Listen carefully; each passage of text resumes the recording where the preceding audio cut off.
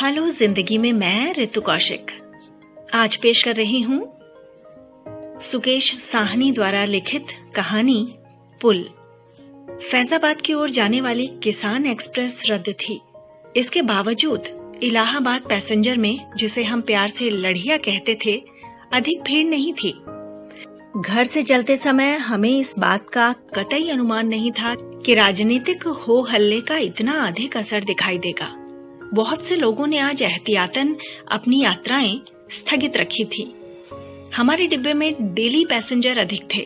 माहौल भी रोज जैसा ही था।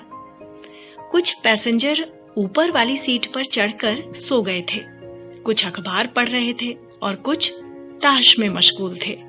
प्रभात अपनी आदत के मुताबिक किसी पत्रिका के पन्नों में डूबे हुए थे।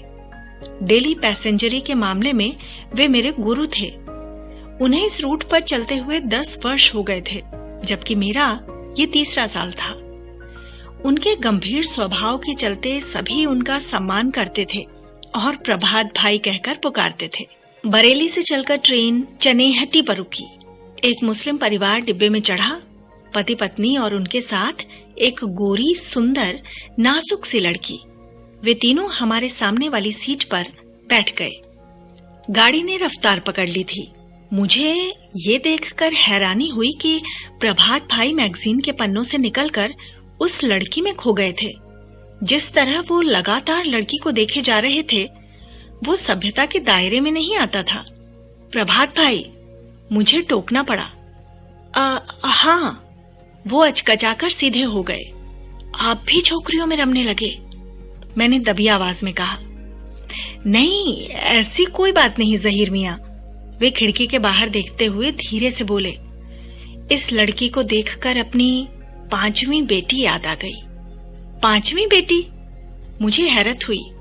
इन 3 सालों में मैं उन्हें बहुत करीब से जान गया था। उनकी 4 ही बेटियां हैं और चारों की शादी उन्होंने कर दी है। तो फिर क्या वो किसी दूसरी औरत से? इस 5वीं बेटी के बारे में आपने कभी कुछ नहीं बताया, कभी कोई संदर्भ ही नहीं आया।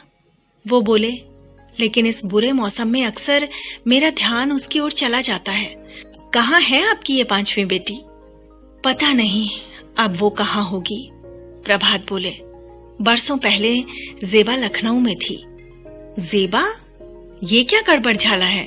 साफ साफ बताइए ना भाई। ट्रेन पीताम्बरपुर पहुंच गई थी। उस मुस्लिम परिवार को वहीं उतरना था। प्रभात उस लड़की को स्नेह भरी नजरों से तब तक देखते रहे जब तक वो ट्रेन से उतरकर नजरों से ओझल नहीं हो गई। मैं उनकी 5वीं बेटी के बारे में जानने को कितना उतावला था, इसे वो अच्छी तरह समझ रहे थे। गाड़ी के स्टेशन से छूटते ही उन्होंने कहना शुरू किया। उन दिनों मेरी पोस्टिंग लखनऊ में थी।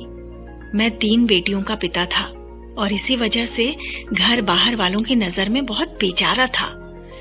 इस बेचारगी के दंश से मुक्ति पाने के लिए पत्नी ने 4थी बार गर्भ धारण किया था। इस बार हमें बेटे की उम्मीद थी। बेटी हुई तो हम सभी को बहुत रंज हुआ, पत्नी को तो बहुत ही ज्यादा। मैंने पत्नी को तसल्ली दी, रंज ना करो, रंजना आई है। इस तरह हमारी 4थी बेटी का नाम रंजना पड़ गया। मुझे 2 महीने से तनख्वाह नहीं मिली थी। दूसरे नियमित खर्चों के साथ साथ पत्नी की डिलीवरी के खर्चे की वजह से जेब बिल्कुल खाली हो गई थी। इस आर्थिक संकट से उबरने के लिए मैंने पत्नी की सोने की चूड़ी को बेचने का निर्णय लिया था। उस दिन मैं चौक के सराफा से चूड़ी बेचकर लौट रहा था। रिक्शे के पैसे बचाने के लिए मैं चौक से पैदल ही घर आ रहा था। खलील जिब्रान ने लिखा है, सड़कों के बारे में जानना है तो कछुओं से पूछिए। खरगोश इस बारे में आपको अधिक कुछ नहीं बता पाएंगे। आर्थिक संकट के चलते कछुआ बनना मेरी नियति थी, जबकि मेरे अगल बगल सब खरगोश ही खरगोश थे। यही वजह थी कि पांडेगंज से गुजरते हुए मेरे अलावा किसी और की नजर उस लड़की पर नहीं पड़ी थी। वो 2-2.5 साल की रही होगी। शरीर पर मैली कुचैली फ्रॉक, उलझे बाल, रोते रोते सूज गई आंखें, खुश्क फटी फटी त्वचा, कुछ कुछ बंजारों जैसा हुलिया। वो घर वालों से पिछुड़ गई लगती थी। व्यस्त सड़क पर तेजी से दौड़ते वाहनों के बीच उसका इस तरह भटकना खतरे से खाली नहीं था। मैं उसे सड़क के किनारे ले गया। मेरे हाथ लगाते ही वो जोर जोर से रोने लगी थी। नजदीक की दुकान से मैंने उसे टॉफी और बिस्किट लेकर दिए। टॉफी पाते ही वो चुप हो गई। थोड़ी थोड़ी देर बाद कुछ याद आते ही वो सिसक पड़ती थी।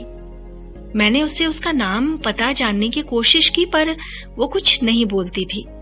मैंने आसपास पूछताछ की, पर इसके बारे में कोई कुछ नहीं बता पाया।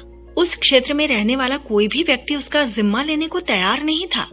अंततः मैंने वहां से गुजर रहे एक रिक्शे वाले को रोका और लड़की को लेकर थाना नाका हिंडोला की ओर चल दिया। गेट पर खड़े संतरी ने एक कमरे की ओर इशारा किया। वहां एक बड़ी सी मेज के गिर्द 3 पुलिस वाले बैठे थे। मेज पर बहुत सी फाइलें, सिगरेट के पैकेट और दूसरी चीजें पड़ी थी। थोड़ा हटकर डेस्क पर एक दीवान जी लिखा पढ़ी कर रहे थे। बच्चे को रिक्शे वाले ने उठा रखा था। उस समय टॉफी चूसते हुए वो बिल्कुल चुप थी। सर, ये लड़की पांडेगंज में खड़ी रो रही थी। मैंने वहां बैठे दारोगा से कहा। तुम वहां क्या कर रहे थे? जी, चौक से लौट रहा था। चौक क्या करने गए थे? घरेलू काम था सर। तो इसे यहाँ क्यों उठा लाए? खो गई लगती है सर। वही तो, फिर इसे यहाँ लाने की बेवकूफी क्यों की? इसके घर वाले तो वहीं ढूंढेंगे ना जहाँ गुम हुई थी। समाज सेवा के जोश में होश भी खो बैठते हो तुम लोग। सर, वहाँ ये किसी गाड़ी की चपेट में आ जाती। बाबूजी, रिक्शे वाला उस पूछताछ से घबरा कर बोला, मुझे मेरे पैसे दे दो, मैं जाऊं। बोहनी भी नहीं हुई अभी तलक। अबे क्या खुसर फुसर लगा रखी है? एकाएक मुंशी हमें घूरते हुए चिल्लाया। कहाँ रहते हो? दरोगा ने पूछा। जी, आर्यनगर में। ठीक है, दरोगा ने मुझसे कहा। तुम बच्चे को अपने घर ले जाओ। जैसे ही इसके घर वाले आएंगे हम तुम्हें खबर कर देंगे। फिर जोर से बोला, मुंशी जी, इनका नाम पता नोट कर लो और जाने दो। सुनकर मेरे होश उड़ गए। सर, मेरे घर के हालात ऐसे नहीं हैं कि मैं इसे रख सकूं, मैंने विनती की। तो थाने में कौन सी आया बैठी है? अबे ओए, क्या नाम है तेरा? पीछे बैठा मुंशी दहाड़ा। चल इधर, नाम पता लिखा और फूट। फोकट में साहब को तंग कर रखा है। साहब, अगर इसे लेने कोई नहीं आया तब क्या होगा? मैंने दरोगा से पूछा। तब? जवाब में मुंशी खिलखिलाया। तुम पाल लेना, ये तो बहुत पुण्य का काम होगा मेरे भाई। इंस्पेक्टर साहब, मैं दरोगा के आगे गिड़गिड़ाने लगा था। मेरी पहले ही 4 बेटियां हैं। चौथी बेटी परसों ही जन्मी है। घर वाली अभी बिस्तर पर ही है। कौन संभालेगा इस नन्ही जान को? मैं सच कह रहा हूँ, मैं सरकारी महकमे में काम करता हूँ। ये रहा मेरा पहचान पत्र। सुनकर दरोगा पिघल गया। ये तुम्हारे साथ कौन है? उसने पूछा। जी, रिक्शे वाला है। साहब, मुंशी रिक्शे वाले को घूरता हुआ बोला, मुझे तो ये बच्चे उठाने वाले गिरोह का आदमी लगता है। बाबूजी, आप बच्ची को संभालो, मुझे जाना है। रिक्शे वाला डर गया और पैसे लिए बिना जाने को हुआ। बेमतलब आपके चक्कर में टाइम खराब हो गया। अबे भागता किधर है? मुंशी अपनी जगह पर खड़ा होकर चिल्लाया। क्या नाम है तेरा? जी, असलम। वो पसीने पसीने हो गया था। साहब, मैं तो सवारी लेकर आया था। ये सच कह रहा है। मैंने रिक्शे वाले का बचाव किया। मैं 2 रुपए में इसे यहाँ लेकर आया हूँ सर। ऐसे बच्चों को बालगृह में भी तो रखा जाता है। चुप बे सत्यवादी, साहब को सिखाता है। मुंशी मुझ पर चिल्लाया। फिर दरोगा से बोला, साहब, मुझे तो ये दोनों मिले हुए लगते हैं। तुम्हारे घर में कौन कौन है? दरोगा ने मुंशी को शांत कर असलम से पूछा। हुजूर, घरवाली है और एक बेटा है 5 साल का। असलम, घबराओ नहीं, दरोगा ने बहुत प्यार से कहा। फिलहाल इस बच्ची को लेकर तुम घर जाओ। हम तुम्हारा नाम पता नोट कर लेते हैं। बेफिक्र होकर जाओ। जल्दी ही हम इसे तुम्हारे यहाँ से मंगवा लेंगे। मुझे असलम पर दया आ रही थी। उस बेचारे को इस स्थिति में डालने के लिए मैं ही जिम्मेवार था। मुंशी के अंदाज से लग रहा था कि अब हमने जरा भी चूं चपड़ की तो वो हमें किसी भी केस में अंदर कर देगा। नाम पता लिखाकर बाहर आते ही असलम मुझ पर बिफरा। मुझ गरीब को फंसाकर क्या मिल गया आपको?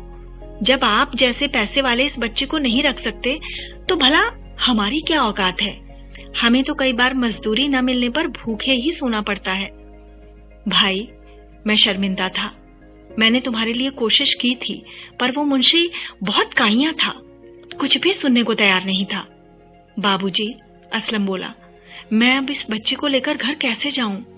मेरी घरवाली बहुत सालिम है, वो इसे नहीं रखने देगी। अपने बेटे के हिस्से का एक निवाला भी वो इसे नहीं देने देगी। हो सकता है वो मुझे घर में घुसने ही ना दे। मैंने एक गुमशुदा बच्चे को पुलिस थाने में पहुंचाने के दायित्व का निर्वाह किया था, पर हालात ऐसे हो गए थे कि मैं असलम के सामने खुद को गुनहगार महसूस कर रहा था। असलम की गोद में बच्ची बिल्कुल चुप थी। उसकी आंखों में नींद उतरने लगी थी। उसने बिस्कुट के पैकेट को मजबूती से पकड़ रखा था। उसको देखते ही दिल को कुछ होने लगता था। पतलून की जेब में मेरा हाथ चूड़ी बेचकर जुटाए गए रुपयों को टटोल रहा था। अंततः मैंने दिल को कड़ा किया और 50 रुपए असलम को दे दिए। उसे आशा बंधाई कि जल्दी ही बच्ची के घर वाले लेने आ जाएंगे और वो इस जिम्मेवारी से मुक्त हो जाएगा। साथ ही उसे ये वचन दिया कि अगर बच्ची के घर वाले नहीं आते हैं तो जब तक लड़की उसके पास रहेगी, उसके पालन पोषण में सहयोग के रूप में 50 रुपए प्रतिमाह देता रहेगा। मैंने उसे अपना घर दिखा दिया था और वो बच्ची को लेकर अपने घर चला गया था। ट्रेन टिसवा स्टेशन पर रुकी तो डिब्बे में हिजड़े चढ़ाए। तालियां पीटते हुए वे यात्रियों से वसूली करने लगे। डिब्बे में हो रहे शोर शराबे की वजह से बात करना मुश्किल हो गया। डिब्बे में शोर कुछ कम हुआ तो वो बोले। घर से निकले मुझे काफी देर हो गई थी। जब लौटा तो सभी परेशान थे। मैंने उन्हें पूरी घटना बताई। 50 रुपए देने वाली बात किसी को नहीं जंची। रुपए देने की क्या जरूरत थी? पत्नी ने कहा। हम खुद कितने तंग हैं। इस बार तो बच्चों की गुल्लकें तक खाली हो गई हैं। पत्नी ने कहा। पापा बहुत सीधे हैं, बड़ी बेटी राधिका बोली। इन्हें तो जो चाहे मूंड ले। पापा, आपको शुरू में 10-15 रुपए से अधिक नहीं देने चाहिए। रेखा ने भी रद्दा जमाया। अगर बच्ची के घर वाले आज ही आ जाते हैं तो 50 रुपए मुफ्त में ही रिक्शे वाले के हो जाएंगे। उसके तो मजे हो गए। पापा, ये भी हो सकता है कि बच्ची असलियत में रिक्शे वाले की हो और उसने उसे चारे के रूप में आपको फंसाने के लिए इस्तेमाल किया हो। जासूसी उपन्यासों की शौकीन राखी बोली। ऐसी घटनाएं रोज देखने में आ रही हैं। मैंने पत्नी की गोद में लेटी अपनी छोटी बेटी की ओर देखा। मुझे लगा अगर वो बोल सकती तो आज वो भी मुझे नसीहत दिए बिना न छोड़ती। मैं बहुत थका हुआ था। घर घुसते ही 50 रुपए को लेकर जिस तरह सब मेरे पीछे पड़ गए थे, उससे मैं बिल्कुल पस्त हो गया था।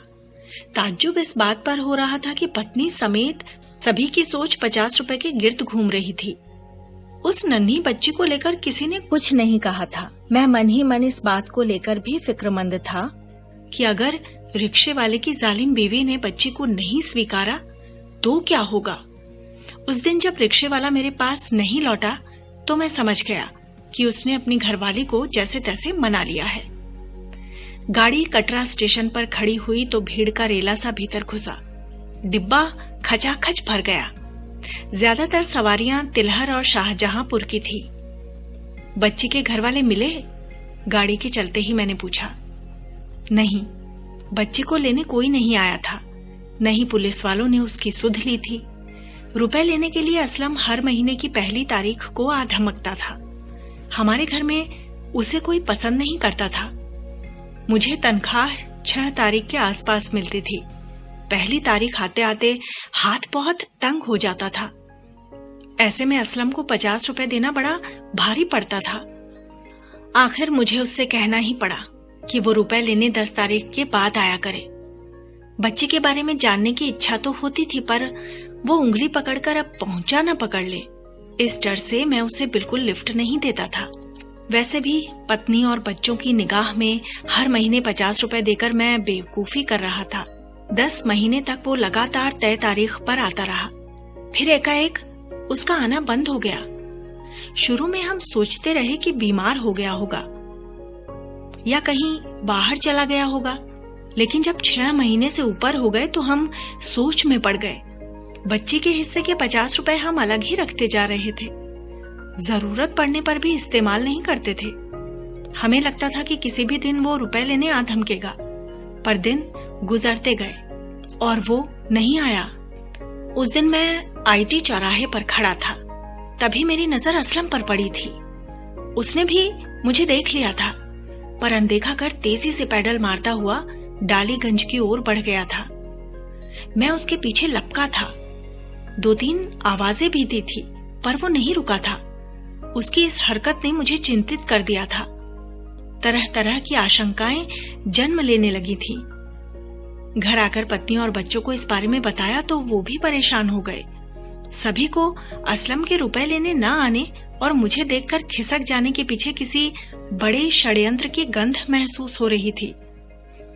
मुझे लगता है उसने लड़की को बेच दिया है, मेरी जासूस बेटी ने धमाका किया। पापा, इसकी बात में दम है, राधिका बोली। हम तो उसे 50 रुपए महीना दे ही रहे थे और हमने कौन सा उसके घर लड़की को चेक करने जाना था। मुफ्त में मिल रहे रुपए कौन छोड़ता है? जरूर उसने कोई बड़ा क्राइम किया है। मुझे तो शक्ल से ही क्रिमिनल लगता था, पत्नी बोली। पापा, वो लड़की हिंदू थी या मुसलमान? राखी के गुप्तचर दिमाग ने फिर करवट ली। पता नहीं, ये तो उसके घर वालों के मिलने पर ही पता चलता, लेकिन इससे क्या फर्क पड़ता है? आज के हालात में फर्क पड़ता है पापा जी, राखी ने जोर देकर कहा। क्या पता उसे पता चला हो कि लड़की हिंदू है और तभी उसने। वो कहता था उसकी घरवाली बहुत जालिम है। सबकी बातें सुनकर मैंने भी अपने दिमागी घोड़े दौड़ाए। हो सकता है किसी बात पर उसने लड़की को बेरहमी से पीट दिया हो और बच्ची मर गई हो। हे भगवान, पत्नी बुदबुदाई। काश हम बच्ची को अपने पास रख लेते, वो नन्ही सी जान कितना खा लेती, राधिका ने कहा। पापा, आपसे बहुत बड़ी गलती हुई है, रेखा बोली। आपको उसे सीधे घर ले आना था। हम उसे अपनी 5वीं बहन के रूप में बहुत प्यार से रखते। आपका दिल तो मोम जैसा है, पत्नी ने उलाहना दिया। फिर उस दिन आपको क्या हो गया था? हम भी उस कसाई के पाप में भागीदार बन गए। मुझे क्या पता था कि वो ऐसा निकलेगा। मेरे दिल को भी कुछ होने लगा था। हम सब उदास हो गए थे। मैं पुलिस थाने जाकर असलम की शिकायत कर सकता था, पर पिछले अनुभव को देखते हुए मेरी हिम्मत नहीं पड़ रही थी। दूसरे, घर में कोई भी इस बात के लिए राजी नहीं था। ताश खेलने वालों ने पत्ते समेट लिए थे। पैसों के लेन देन को लेकर उनमें झाएं झाएं हो रही थी। ये तो रोज का किस्सा था और हमें इसकी आदत पड़ गई थी। तिलहर आते ही वे उतर गए। डिब्बे में शांति छा गई। प्रभात कह रहे थे। दिन यूं ही गुजर रहे थे कि एक दिन अमीनाबाद की भीड़ भरी गली में मेरा असलम से सामना हो गया। वो सवारी उतारकर लौट रहा था। उसका रिक्शा जाम में फंस गया था। मैं मौके का फायदा उठाकर उसके रिक्शे में बैठ गया था। मुझे देखते ही उसका चेहरा फक पड़ गया। थाने चलो, मैंने कड़क कर कहा। क्या किया तुमने बच्ची के साथ? बच्ची? मुझे असलम की आंखें साफ सुथरी सच्ची लगी। अब ज़ेबा है वो, हमारी बेटी। रुपए लेने क्यों नहीं आए? अब उसकी जरूरत नहीं। अपनी औलाद को पालने की ताकत है मुझ में। बोलते हुए उसका चेहरा तमतमा गया। फिर उस दिन मुझे देखकर रुके क्यों नहीं? बाबूजी, मेरी घरवाली बड़ी चुड़ैल है। ज़ेबा अब उसके कलेजे का टुकड़ा है। बेटे से ज्यादा प्यार करती है उसे। ज़ेबा की वजह से ही दूसरा बच्चा जनने को तैयार नहीं हुई। उसकी बेटी किसी दूसरे के टुकड़ों पर पले, ये उसे मंजूर नहीं। अगर उसे पता चल जाता कि मैं आपसे मिलता हूँ, पैसे लेता हूँ, तो मुझे घर में घुसने ही नहीं देती। वो बड़ी जालिम औरत है बाबूजी। जहीर मियाँ, मैं आपको बता नहीं सकता कि उस दिन मैं कितना खुश था। घर में पत्नी, बच्चे सभी चहकने लगे थे। असलम की जालिम घरवाली की वजह से मैंने फिर कभी उससे मिलने की कोशिश नहीं की। मियाँ, इन औरतों को समझना बड़ा मुश्किल है। हमारी घरवाली को ही ले लीजिए। लखनऊ छोड़े सालों हो गए। असलम और ज़ेबा का कहीं आता पता नहीं है, पर ये है कि अपनी 5वीं बेटी की शादी के लिए रुपए जमा किए जाती हैं। शाहजहांपुर आने वाला था। तेज गड़गड़ाहट के साथ ट्रेन गर्रा नदी के पुल पर से गुजर रही थी और मैं सोच रहा था कि यदि ये पुल न होते तो यात्राएं करना कितना दुष्कर हो जाता।